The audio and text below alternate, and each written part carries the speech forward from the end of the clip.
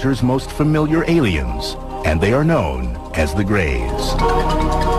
But what do we know about these presumed extraterrestrials? Eyewitnesses swear they have encountered these aliens, and they believe the Greys are here on a diabolical mission, abducting humans and conducting reproductive experiments. This is a very real phenomenon. Something is happening to these people. Who are they? Where are they from? And what do they want? Are they real? It's good to have an open mind, but not so open that your brains fall out. Next on UFO Files, the mystery of the Greys agenda.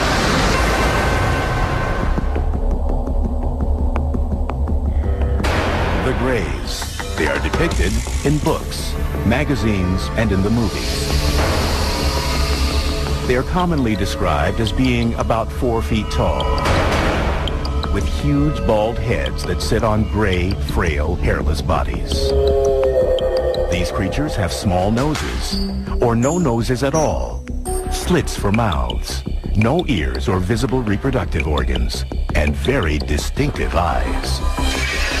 They come to a point, not actually a point, but they just come up like almonds, big almonds. Almost a black, dark brown. They're dark. Those who maintain that extraterrestrials do exist often portray Greys as the bad guys of the alien world. The Greys, from what I know, are just like the worker bees. When they come and get you, they come and get you. They took time out of my life and replaced it either with a blank spot or with a scary memory. If there are Greys or any other alien species, and they're here, what do they really want? What is their agenda? An effort to create an offspring race that perhaps had the best qualities of humanity and the best qualities of these alien beings. Many ufologists, people who routinely research alien sightings, claim that Greys have been visiting Earth for thousands of years. Records, they say, exist as petroglyphs, cave drawings, and prehistoric artwork.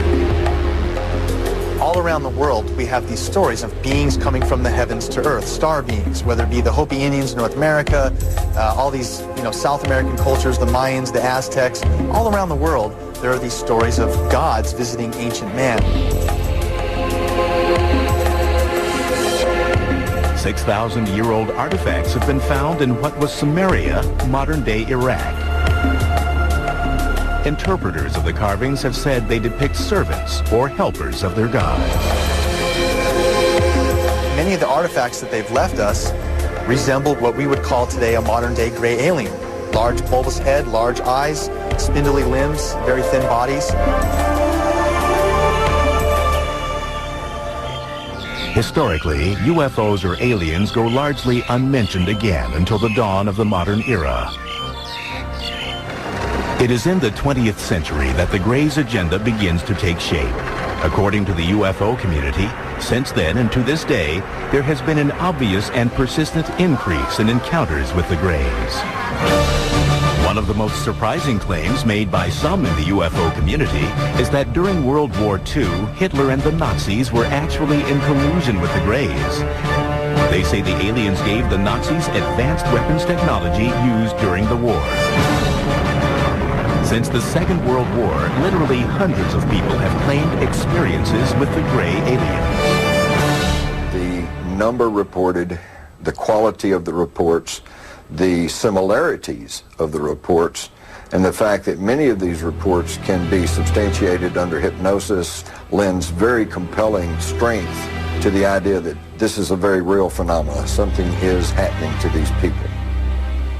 No official record for alien encounters or abductions exists. However, the National UFO Reporting Center in Seattle, Washington, keeps an unofficial tally of UFO sightings. Their statistics show that the number of sightings have gone from a handful every year in the early part of the 20th century to dozens by the middle of the 20th century, and then thousands every year beginning in the 21st century. Well, it seems that the whole business about the alien abduction really dates from the Cold War. Back when there were UFOs, unidentified flying objects being spotted, and there was all these international tensions after the Second World War. According to UFO believers, the Greys first made contact through the much-debated 1947 crash in the desert outside Roswell, New Mexico. The Roswell story is that a rancher named Mac Brazel came into Roswell and told a story to the newspaper about how he had found some strange debris. And from that incident, the Roswell incident, we've now got an elaborate story that many of the American public think is a story of flying saucer wreckage and perhaps little alien greys whose corpses were scattered about, some of whom may have survived alive and are hidden away at some secret facility. The official U.S. government position? A large spy balloon went down at Roswell, not an alien spaceship. It was part of a secret project designed to detect emissions from Soviet nuclear tests. Ufologists believe otherwise. The Roswell story has been debated by a lot of people. But one thing that we know is that something came down about 75 miles north of Roswell Army Airfield in the summer of 1947. This was investigated by the 509th Bomber Unit's Chief Intelligence Officer, who was Captain Jesse Marcel. We know that some of this debris was taken back to the Army Air Base. We know that Marcel and the Army Air Base commander, Colonel Blanchard, thought that this was material from a flying disc. And we know that they thought this because a press release went out immediately announcing that the U.S. Army recovered one of the infamous flying discs that was in the news at that time. In the years since the Roswell incident, advocates argue that all contact between the Greys and the government have been kept top secret, despite repeated official government denials that a UFO crashed in the New Mexico desert. The stories won't die.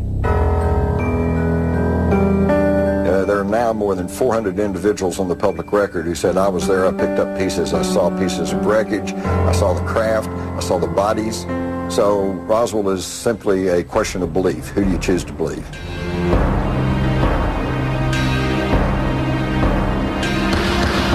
Fact or fiction? UFO sightings increased dramatically after the Roswell incident.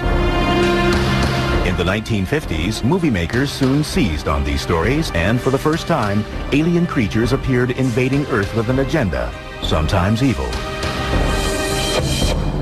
Films like The Thing and Plan 9 from Outer Space tapped into the public's fascination and fears of UFOs. The Day the Earth Stood Still warned of terrible consequences if Earth did not press forward into space as a friendly partner. Stories of abduction by an alien race called the Greys soon followed. It was only really until the 1960s that people began to believe that they were actually being abducted themselves by beings from other planets. In 1961, a New Hampshire couple became the first people in history to officially report being abducted by the Greys. The Betty and Barney Hill story, of course, is one of the abduction experiences that kind of kicked off the whole abduction phenomenon.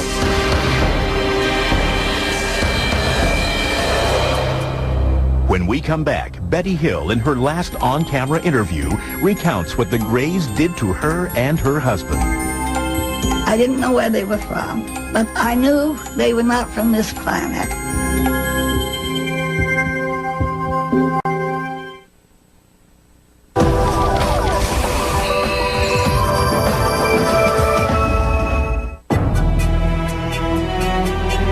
The case of Betty and Barney Hill remains the seminal alien abduction tale. It stands as the first ever recorded encounter with the Greys, the most popularly noted alien species said to visit the Earth. It allegedly occurred near Portsmouth, New Hampshire on September 19, 1961. To this day, skeptics cannot dispute every detail of the story. Believers see the Hills incident as the defining moment in Grey history, when the nation and the world awoke to the troubling phenomenon of alien abduction. In her last on-camera interview, the late Betty Hill shared her experience.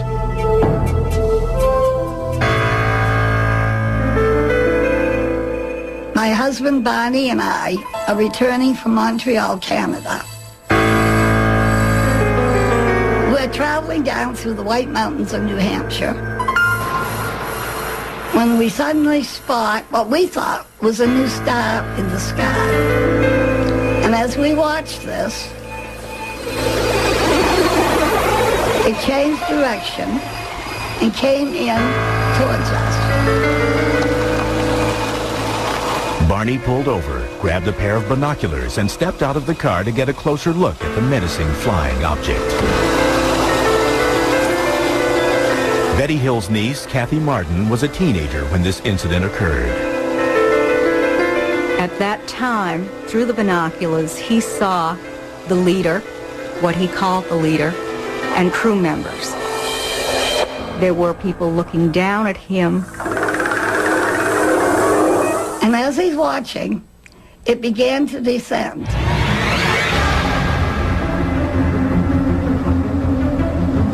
And at this point, he became frightened and ran back to the car, yelling that they were trying to capture us. She was screaming to him, "Barney, you damn fool, come back here. Get back here."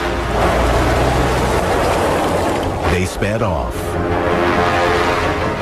A short while later, they heard a buzzing sound.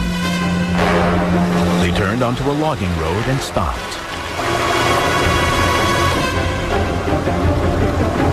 There was a roadblock, and there were people in the road.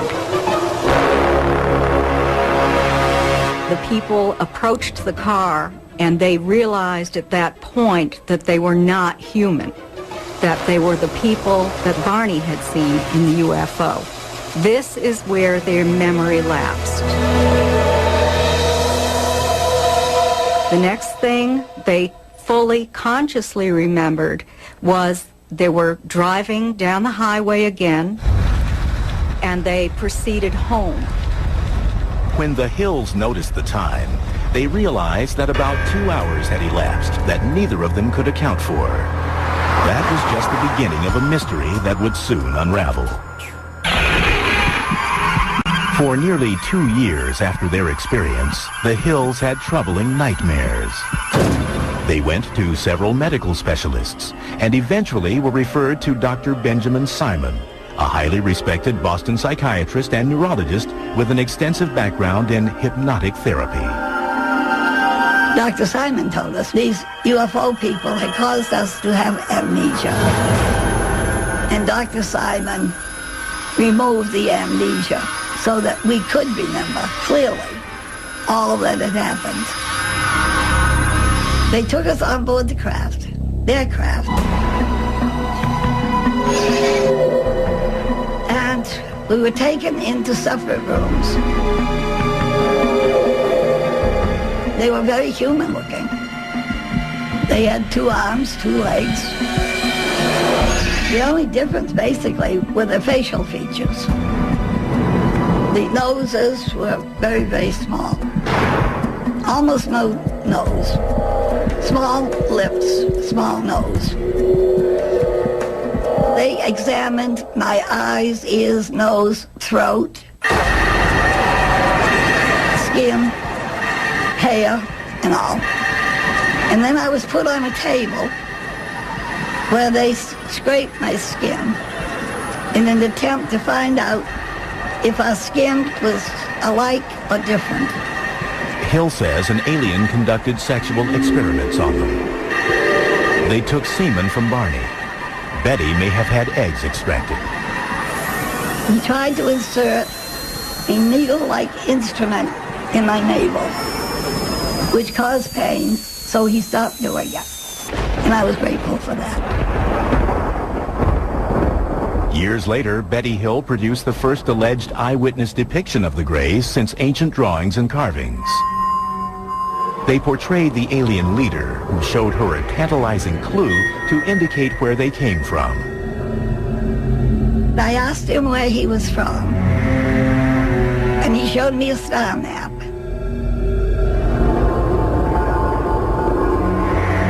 In a hypnotherapy session, a few years after her encounter, Betty drew a map of an alien star system. At the time, experts could not identify it.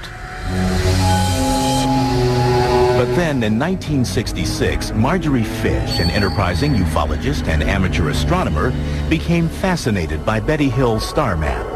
Fish spent the next 7 years examining the map and constructing models, trying to match it to a known star system.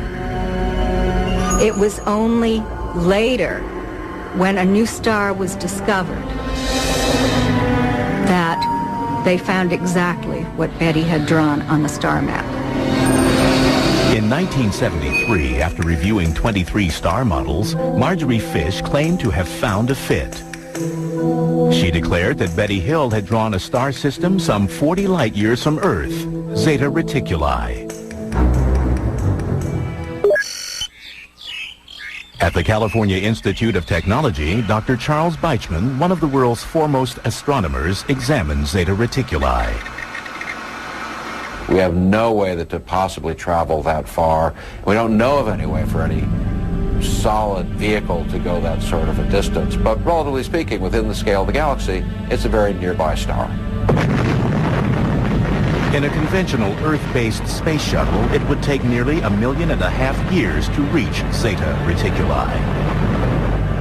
In addition to his duties with the California Institute of Technology and the Jet Propulsion Lab, Dr. Beichman is a leading member of NASA's Origins program. Their mission is to probe space for signs of life.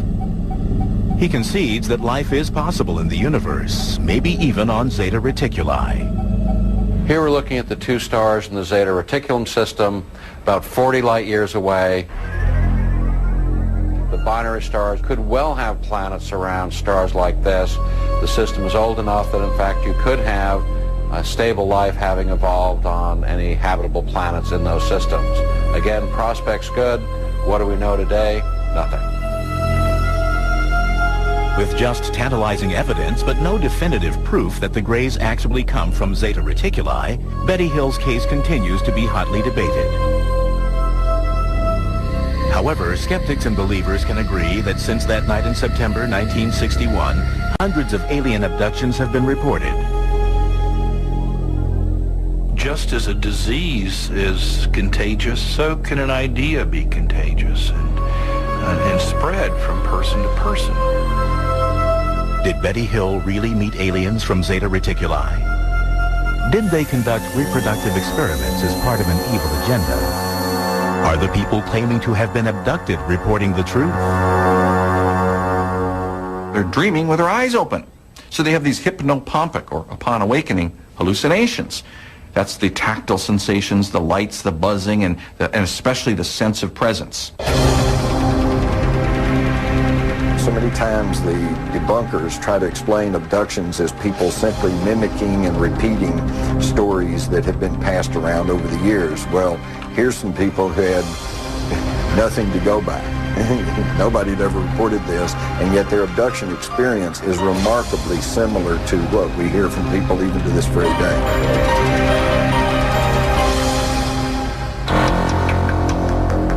When UFO Files returns, charges that the U.S. government is conspiring to keep the true nature of the Greys' agenda from the public.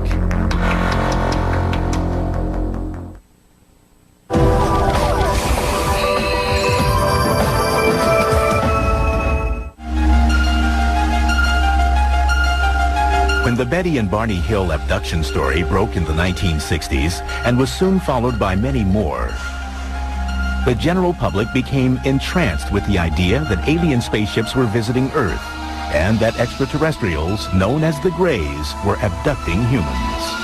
But in 1969, the U.S. Air Force dismissed the accounts in an investigation codenamed Project Blue Book. The report concluded UFOs constituted no direct threat to the United States, and reports of unidentified flying objects were the result of a mild form of mass hysteria, or, quote, war nerves, hoaxers, publicity seekers, psychopathological persons, and the misidentification of various conventional objects. There is nothing in the records which would indicate that we have been visited by any advanced civilization. With that, the U.S. Air Force declared the case closed.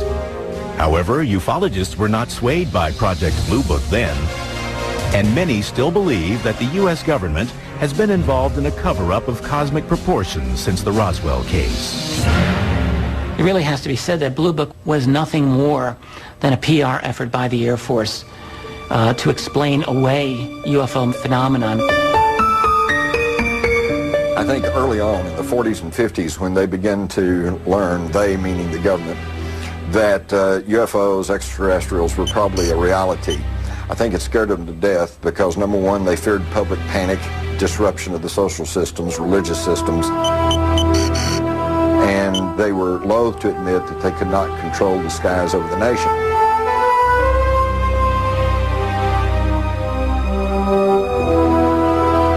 Try as the Air Force might to debunk UFOs again and again through the 50s and 60s, whoever's operating these UFOs didn't appear to read the Air Force reports because they kept showing up.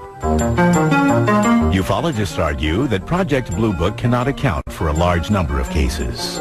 Out of 12,618 UFO reports, 701 remain unsolved. One of the most intriguing unsolved cases took place at Holloman Air Force Base, New Mexico in 1964. According to the story, an alien spaceship landed at the base. Several Greys emerged and were greeted by U.S. military personnel. It later became the basis for the famous closing sequence in Steven Spielberg's Close Encounters of the Third Kind. This is absolutely, something we cannot confirm. However, it has to be said that a rumor of this came out immediately. An airman at Holloman Air Force Base who went into the town and started talking about this. And according to the accounts, he was highly distressed, very upset, didn't know what to do, and he was not seen again. 1984, two mysterious film canisters appeared, which would help perpetuate the claims of conspiracy theorists. Jamie Chandray in 1984 received this package in the mail, which was undeveloped film. There were two sets of undeveloped film. One was given to Bill Moore and one was given to Jamie. And he, in turn, released this to the world, and it was an 8-page memo signed by Harry Truman. Known as the Majestic 12 or MJ-12 documents, they suggested that on July 9, 1947, President Harry S. Truman appointed 12 high-ranking military and national security personnel and authorized them to conduct a covert mission, a top-secret research and development intelligence operation responsible directly and only to the President of the United States. The large number of documents that I've been able to accumulate very clearly show that we have a covert program to keep from the public the recovery of a large number of crashes that include the recovery of extraterrestrials. The Majestic 12 documents detail 4 types of spacecraft that the aliens use. They include disc, cigar, circular, and triangular shaped crafts. But most intriguingly of all, within the pages of the MJ-12 documents, there is, for the first time in history, acknowledgement of alien beings that are known as the Greys. In these official-looking papers, they are called extraterrestrial biological entities, EBEs. There was a special operations manual called Extraterrestrial Entities and Technology, Recovery and Disposal. And in that manual, there was a 1-page description of 2 different types of extraterrestrial biological entities. EBE Type 1 is said to be, quote, humanoid and might be mistaken for human beings. They are bipedal, 5 to 5 feet 4 inches in height, and weigh 80 to 100 pounds. Cranium is somewhat larger and more rounded. The eyes are small, wide-set, almond-shaped. EBE Type 2 is said to be, quote, 3 feet 5 inches to 4 feet 2 inches and weighs 25 to 50 pounds. Skeptics, however, claim that the MJ-12 documents are an elaborate hoax. These were bogus. These were dummied up documents somebody made using an old typewriter and finding a signature off of a genuine Truman document and cutting and pasting and re-photocopying. And they are obvious and provable forgeries and fakes. If these are faked, it is what you call an inside job, and that is a government job. Someone who had access to information that was restricted at the very least. Even more mysterious papers emerged in the 1980s with riveting new details about the Greys. The Dulce papers, perhaps, were the most sensational.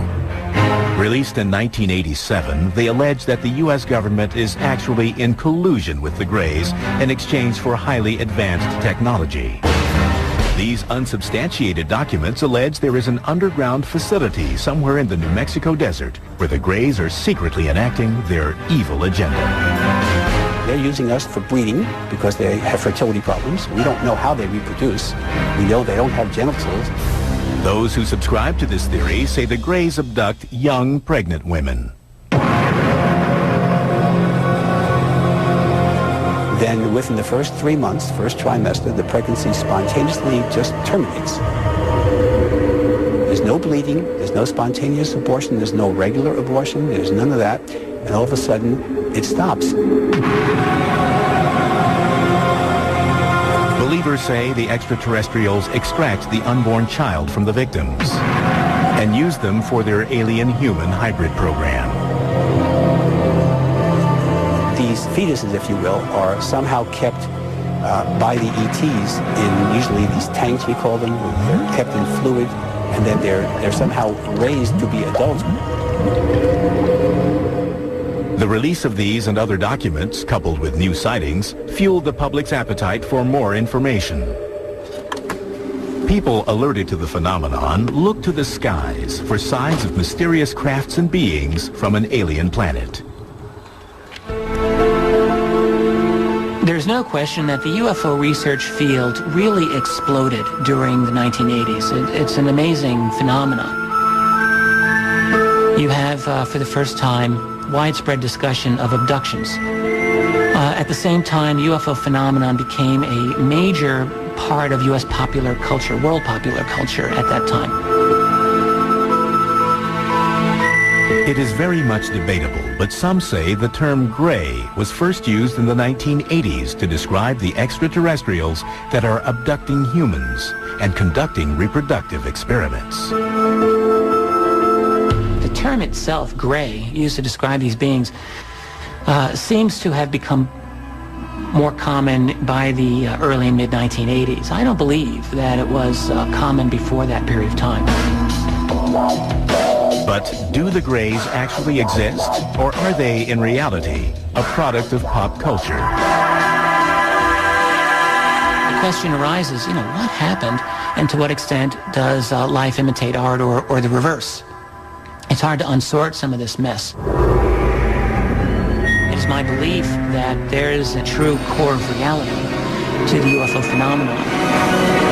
Ufologists insist that the Earth may be in the midst of a diabolical invasion of Greys.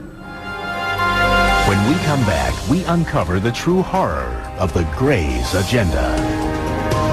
They have an ongoing breeding program. I was about 8 weeks pregnant. Then it was just gone.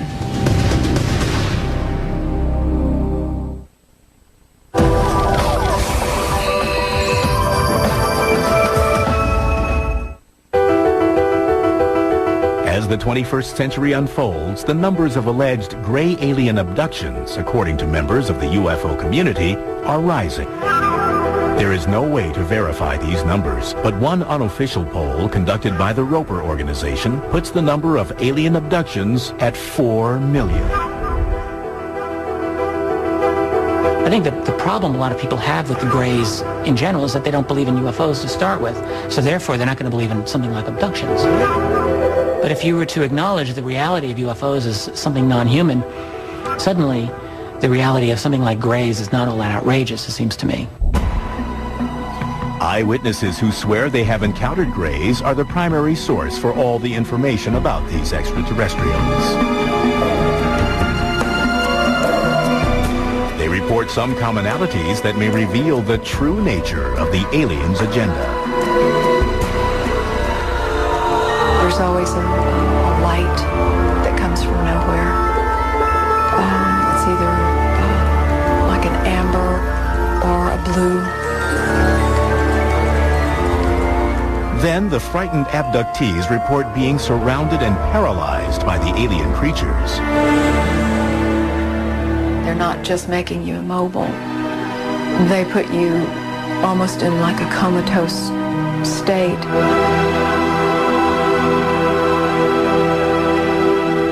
I've had occasions where I've been able to communicate with them to an extent which is a mixture of them speaking in a sense that seems to be telepathic.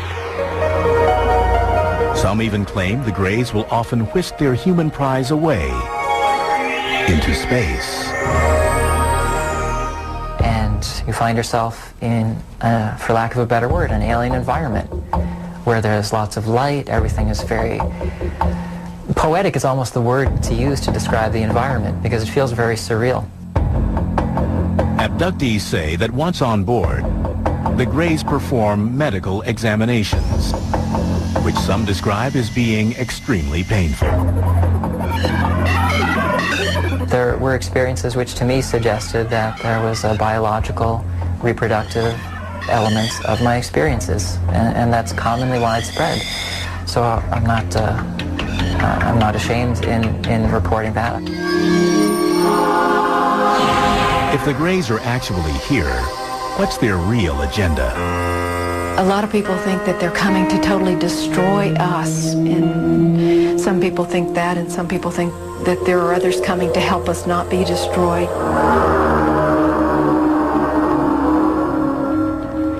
Hypnotherapist and self-proclaimed alien hunter Daryl Sims has been studying the abduction phenomenon for more than 30 years and believes he has uncovered the Greys' true mission.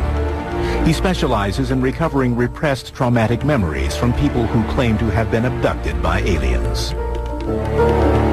One of the things you would do in the beginning with these people is to relax them completely, and the tone of my voice changes totally. Just focus on the sound of my voice. You'll find the sound of my voice causing your eyes to get heavier.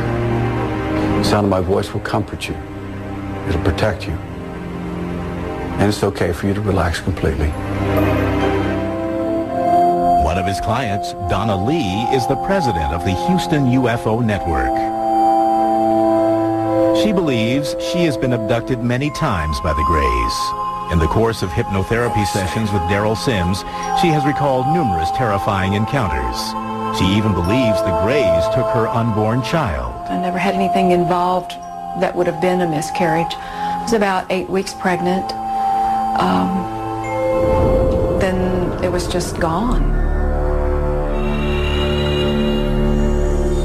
I mean, I did not have the bleeding that's involved. Nothing. In a later regression session, Lee recalled being in a brightly lit, sterile room.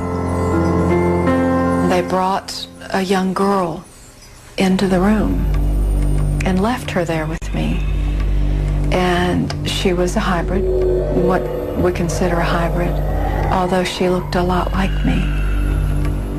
Her hair was, she had really bad hair though, but she looked a lot like me. And she was about the age that my child would have been at that point. Lee claims the hybrid child was about 9 years old. She sat there. I had that realization in that moment when they left me there with her, and she looked at me that I know you. And it was this very sad, almost overwhelming sadness.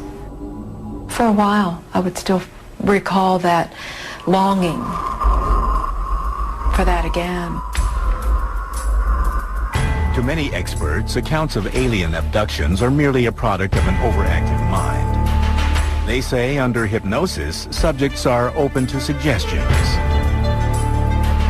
What happens under hypnosis is that people will generate imagery that they will often mistake for memories of things that actually happen rather than things that they're just producing. Second point is that when people recover these sorts of quote-unquote memories under these hypnotic regression sessions, they tend to credit them as being true.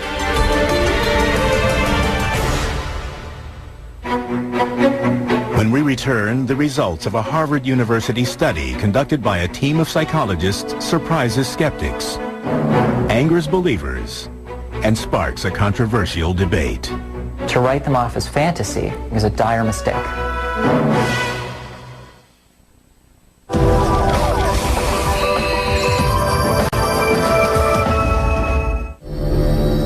Are the earnest memories of abductees real or imagined?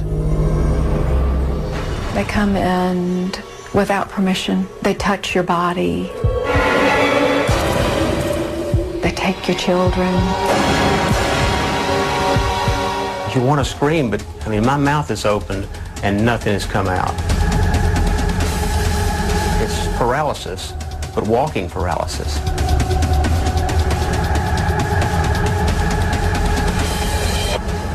Do the Greys exist?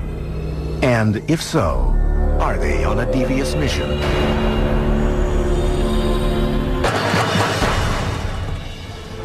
In 2003, a team of psychologists from Harvard University believed they found the answer. Led by Dr. Richard J. McNally, they conducted a unique experiment to measure the physiological responses, like heart rate and perspiration levels, of various types of trauma victims. We wanted to see whether people who've recovered memories of space alien abduction would show the same reactions, post-traumatic-like reactions, as do real trauma patients. Our research group has been studying people with recovered memories of traumatic events. And one of the big challenges that we've had is distinguishing between those individuals who've recovered memories of, for example, childhood sexual abuse, or actually genuine memories, versus memories that were perhaps false memories. Dr. Scott Orr directed the lab tests. What this procedure involves is an individual coming in to the lab, sitting down with one of our counselors, and then describing a variety of experiences that they've had. And we wire them up with recording electrodes so we can measure heart rate and skin conductance and facial EMG. In the lab, test subjects then listen to a 30-second audio tape of their own traumatic or abduction experience. You are lying naked, strapped to a metal table in the spaceship. There are alien beings hovering over the table. They are staring at you with their large, dead, black eyes. You are absolutely terrified. Then they open their eyes and they make self-reports of emotional experiences that they had while imagining the scene. So we asked them to rate how much arousal they felt, how vivid the scene was for them, how in control they felt, how pleasant or unpleasant they felt, how much fear, how much sadness, a variety of different emotional experiences. The Harvard psychologists found that the alien abductees exhibited a high tendency of a personality trait called absorption. Absorption is this ability to generate vivid imagery. When you go to the movie, you become moved by it emotionally. When you read a novel, it comes alive before your eyes. You become entranced by a sunset. You become lost in daydreaming and fantasy. They're especially high on this, and this is related to the ability to generate rich and realistic imagery. The study further concluded that in most cases, the abductees are not lying. They really genuinely believe that the alien narrative accounts for the experiences that they've had, that they're sincere. They're not quote-unquote crazy.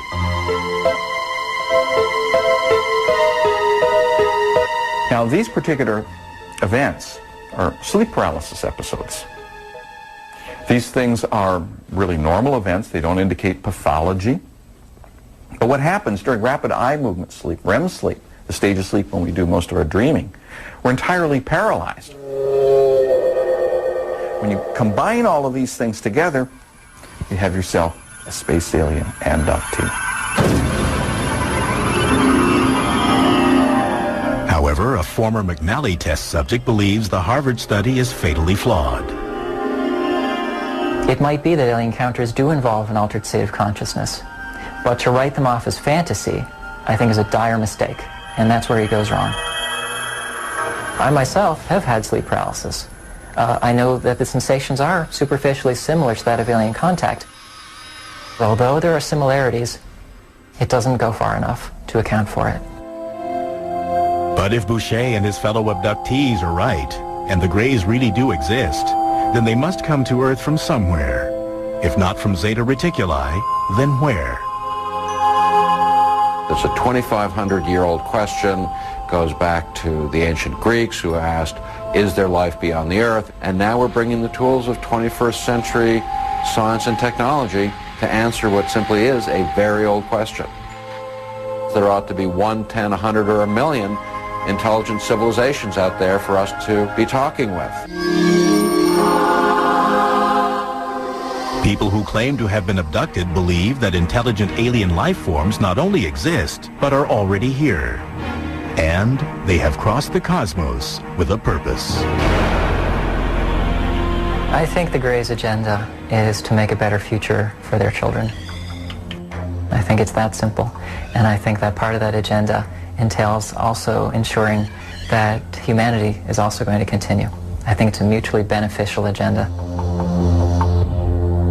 Psychologists maintain, however, that the alien phenomenon is a product of overactive imaginations. The Greys, in my view, are in fact hypnopompic visual hallucinations that occur when people are arising out of a sleep paralysis episode.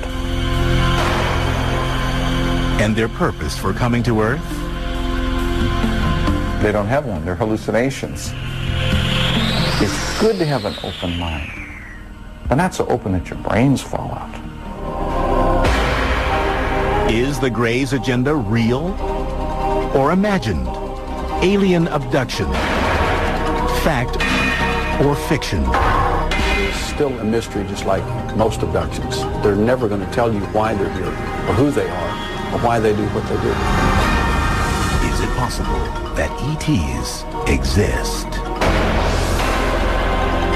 I think they're here, and they've been here for a long time.